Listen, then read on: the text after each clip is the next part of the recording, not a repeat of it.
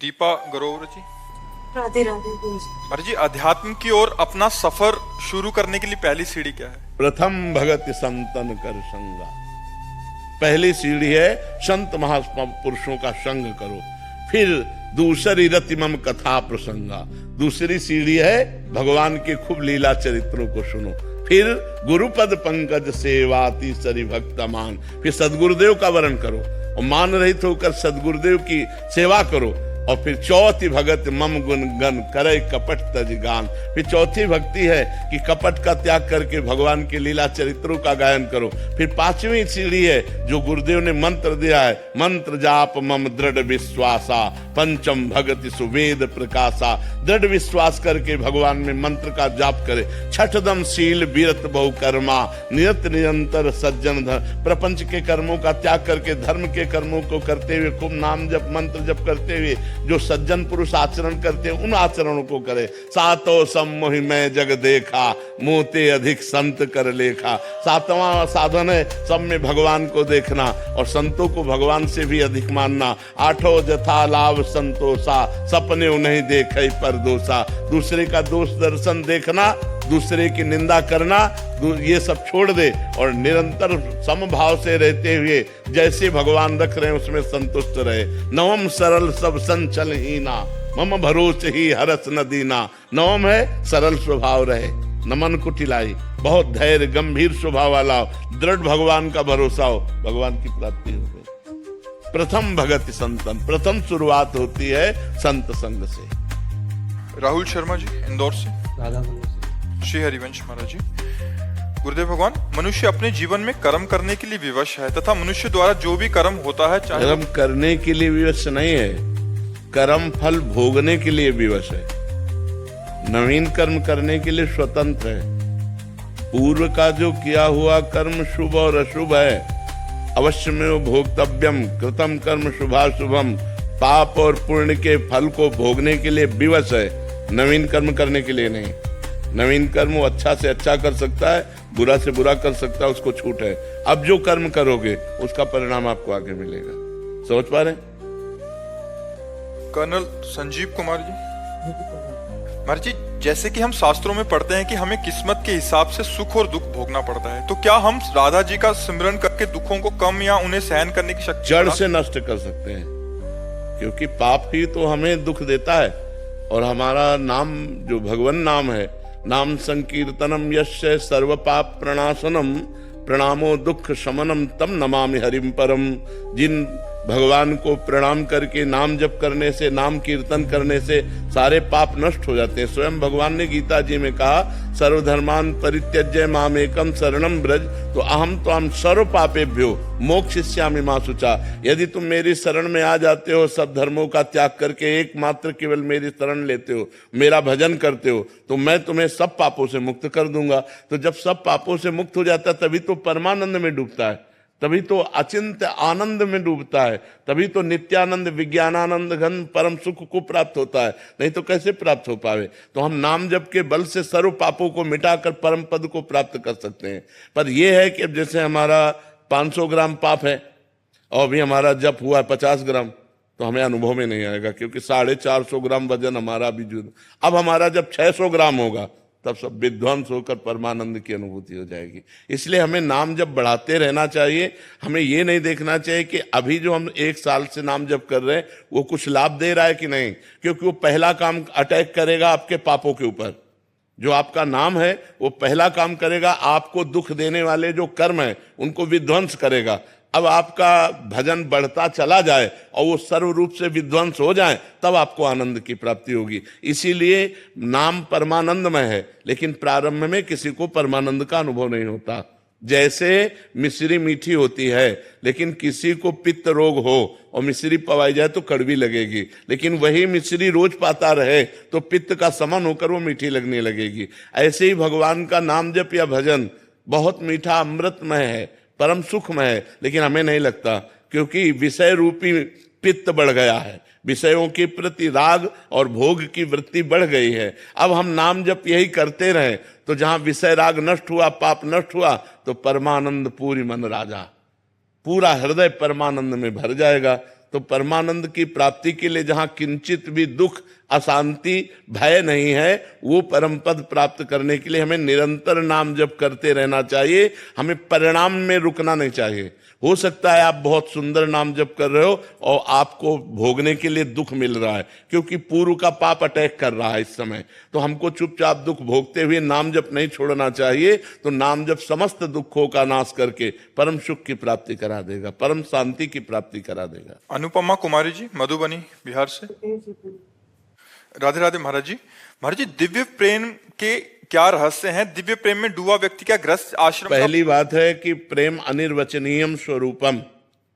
वाणी की सामर्थ्य नहीं है कि प्रेम की बात को बताया जा सके। प्रेम स्वाद है, भजन का स्वाद है प्रेम। जैसे आपको गुलाब जामुन पवाया जाए और आपसे पूछा जाए कैसा, तो आप कहोगे मीठा। फिर हम प्रश्न करें कैसा मीठा, तो आप कहोगे बहुत अच्छा मीठा। फिर प्रश्न करें बहुत अच्छा मीठा मतलब कैसा, तो आप उत्तर दोगे खा के देख लो। आगे है आपके पास उत्तर। तो ऐसे ही प्रेम आनंद में। कैसा? बोले परमानंद में। कैसा? बोले भजन करके देख लो। जब तक भजन नहीं करोगे तब तक प्रेम का अनुभव गम्य भजे जय संता। प्रेम अनुभव स्वरूप है। प्रेम का रहस्य यह है कि वो जाने मोरी छाती, मीरा जी कहती, मेरी वाणी की सामर्थ्य नहीं कि उसका वर्णन कर सकूं।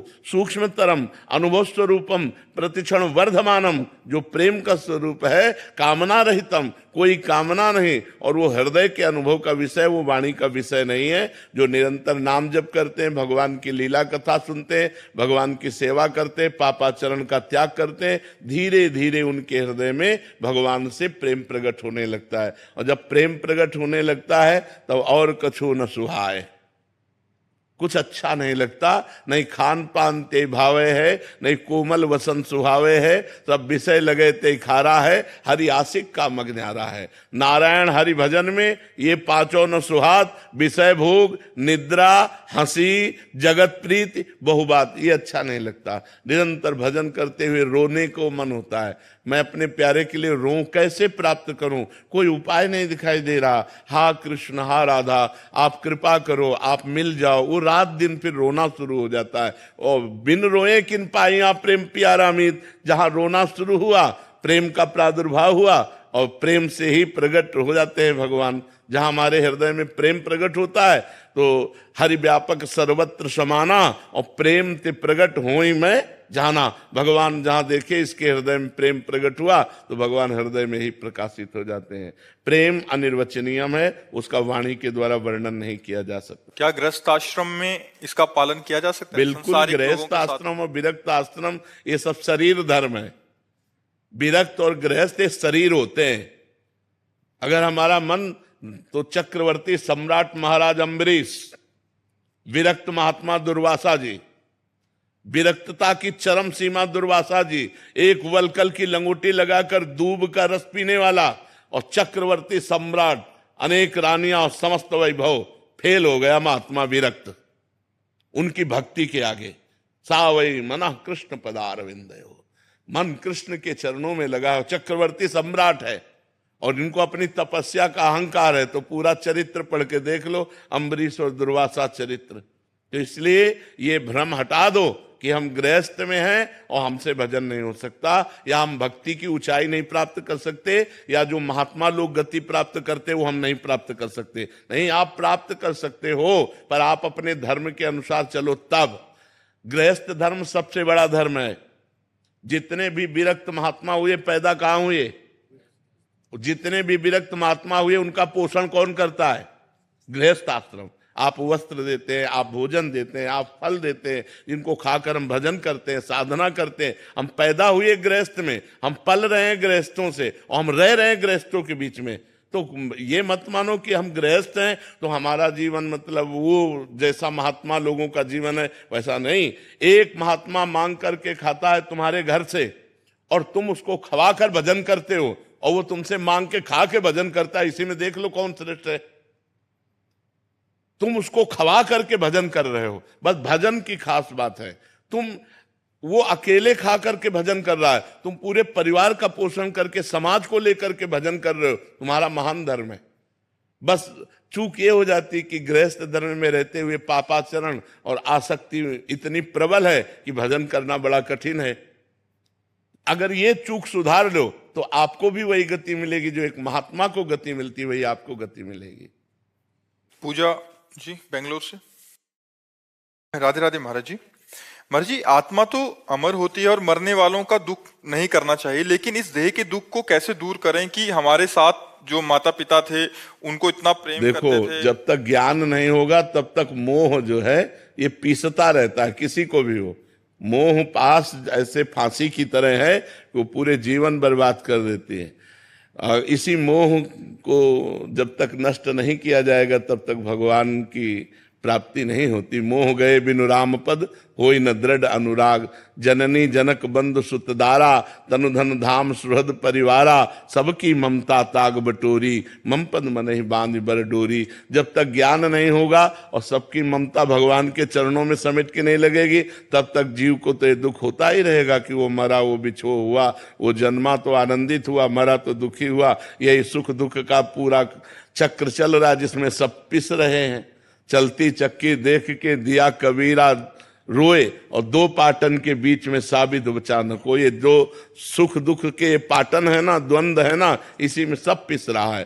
तो चलती चक्की देख के दिया कमाल ठठाए और रहा है सहारे कील के तो बाल न बाका जाए। जो चक्की पूरी सबको पीस डालती है लेकिन जो दाना सकिल के कील के सहारे हो गया उसका कुछ नहीं बिगड़ता। कील है भगवान। इस संसार रूपी चक्की को चलाने वाले भगवान है। जो भगवान की शरण में चला गया बाल न बाका जाए, वही बच सकता है। इसलिए नाम जप करो, भगवान से प्रार्थना करो कि हमारे अंदर मोह का नाश हो जाए। नहीं, मोह में ही तो सारा जगत फंसा हुआ है। इसी मोह में फंसकर ही दुर्गति को प्राप्त होता है। गोपाल जी पलवल से। राधे राधे राधे महाराज जी। महाराज जी, आत्मा अजर अमर अविनाशी है। हमारे स्थूल शरीर से जो शुभ और अशुभ कर्म होते हैं उनका फल कौन भोगता है और कहाँ भोगता है? क्योंकि शरीर तो नाशवान है।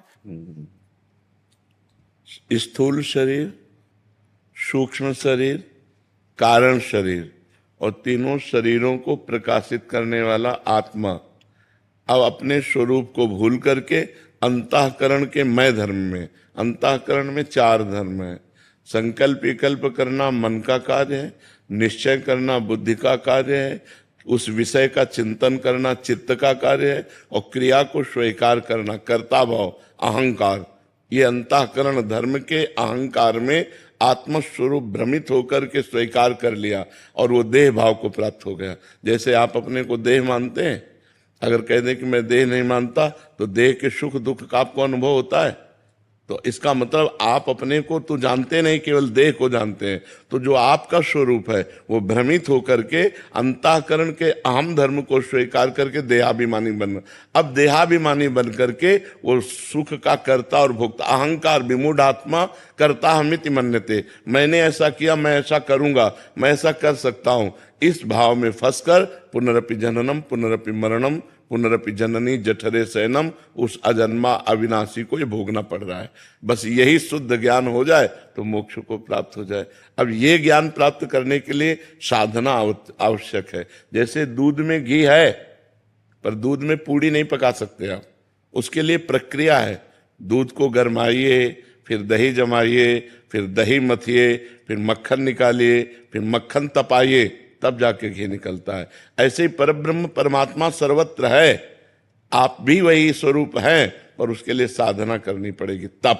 तप के द्वारा जब अंतःकरण पवित्र होगा तो आप साक्षी भाव को प्राप्त हो जाएंगे। आपको पता चलेगा कि मैं अलग हूं और ये सिस्टम अलग है प्रकृति का। ये प्रकृति का सिस्टम है। जो आप परमात्मा स्वरूप होकर भी प्रकृति में आसक्त हो गए तो आपकी दुर्गति हो गई। अब अनासक्त होने के लिए आपको साधना करनी पड़ेगी, भजन करना पड़ेगा, तपस्या करनी पड़ेगी, तब आप अपने स्वरूप को प्राप्त होंगे। समझ पा रहे आप?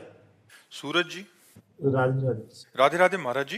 महाराज जी, मानसिक दीक्षा का क्या स्वरूप है? मानसिक दीक्षा किसकी होती है? जब हम किसी महापुरुष में अत्यंत आसक्त हो जाते हैं और वो प्रगट में नहीं होते हैं, तब वो आकर के मानसिक दीक्षा देते हैं।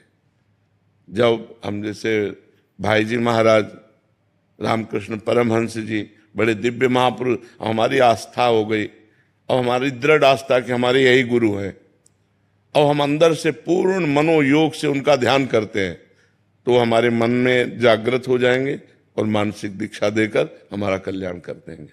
समझ पा रहे हो? वो दिव्य महापुरुषों द्वारा होती है। अगर हम कैसी ऐसे अव्यक्त महापुरुष पर श्रद्धा करते हैं जिनका शरीर इस समय वर्तमान में है नहीं, तो फिर वो अव्यक्त रूप से आकर हमारे मन में मानसिक दीक्षा देते हैं। कैसे समझे कि मतलब दीक्षा वो तो ऐसे होगी जैसे हम आपको दे रहे हैं, ऐसे थोड़ी होगी कि कोई भ्रमात्मक हो। स्पष्ट आपको प्रतीत होगा हमारे गुरुदेव हमारे सामने आए, हमको मंत्र दिए, हमको ऐसा किया पूरा अनुभव होगा। वो किसी समझने की जरूरत थोड़ी, वो तो जैसे हम आप बात कर रहे हैं ऐसे बात होगी। पर इतनी क्षमता आ जाए कि हम अव्यक्त महापुरुष को व्यक्त कर लें अपने मन में, इसके लिए भी तो भजन और भाव चाहिए। नागाराम चौधरी जी, राजस्थान से। राधे राधे। राधे राधे महाराज जी। महाराज जी, आप बोलते हैं कि नाम जप से गुरु की प्राप्ति होती है, तो क्या गुरु की प्राप्ति होने पर हमारा जो पहले नाम जप किया है वो गुरु की प्राप्ति में भजन खर्च हो जाता है? वो और प्लस हो जाता है, वो और सार्थक हो जाता है। जब हम ऐसे नाम जप करते हैं तो हमें सदगुरुदेव मिलते हैं, जो सदगुरुदेव प्रदत्त नाम जप करते हैं तब इष्ट देव मिलते हैं। तो वो इष्ट देव के मिलन की ही सीढ़ी बन जाता है, वो उठा करके आपको अध्यात्म की ऊंचाई में पहुंचा देगा। नाम जप कभी व्यर्थ थोड़ी होता है। समझ पा रहे आप? हाँ, जैसे आपके घर में पैसा जमा है, वही बैंक में पहुंच गया तो बैंक में ब्याज सहित मिलने लगा और सुरक्षित हो गया। तो ऐसे नाम जप किया, ये घर का है, और जब हम गुरु में पूर्ण श्रद्धा करके समर्पित हो गए, अब ये सरकारी हो गया, अब ये अविनाशी चिदानंद में सुख आपको प्रदान करेगा। जी अतुल जी। राधे राधे। राधे राधे महाराज जी। महाराज जी, सत्मार्ग और सत्कर्म करने के पश्चात भी जब कार्यों में विघ्न होते हैं तब मन बड़ा विचलित होता है। इससे ऐसा भी लगता है विघ्न ना हो तो सत्कार्य कैसा? जिसमें विघ्न ना हो तो सत्कार्य कैसा? ये माया विघ्न डालेगी सत्कार्य में, और हम सत्कार्य करने वाले हैं, इसलिए हमको बहुत संघर्ष लड़ना पड़ेगा। सुबह रघुनाथ जी का राज्याभिषेक तय हो गया और शाम के ही 14 वर्ष का वनवास। देखो, भगवान सच्चिदानंद है ना, तो इन्हीं के जीवन में देख लो। सुबह रघुनाथ जी का राज्याभिषेक होने वाला, पूरी अवध में आनंद बधाइयां बजने वाली हैं, और शाम के ही शोक पूरी अयोध्या में छा गया। माता कैकेयी जी के द्वारा ये 2 वरदान मांगे गए, 14 वर्ष विशेष उदासी, भगवान का वनवास और भरत जी का राज्याभिषेक। महाराज का प्राण छूट जाता है दशरथ जी का, सब माताएं वैधव्य को प्राप्त होती हैं, पूरी